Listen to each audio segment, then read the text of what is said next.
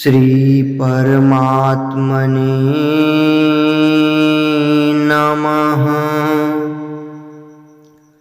हरये नमः। श्री गुरुचरण कमलेभ्यो नमः। श्रीमद् भगवद गीता अथ द्वितीयोऽध्यायः श्लोक 14। मात्रा स्पर्शास्तु कौन्तेय शीतोष्ण सुख दुःखदाः आगमापायिनो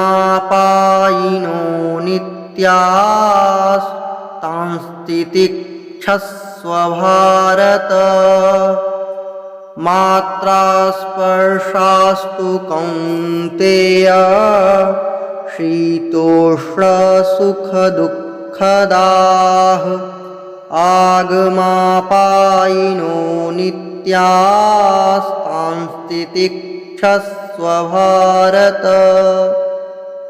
अर्थ: हे कुंती पुत्र, सर्दी गर्मी और सुख दुख को देने वाले इंद्रिय और विषयों के संयोग तो उत्पत्ति विनाशशील और अनित्य हैं, इसलिए हे भारत, उनको तू सहन कर।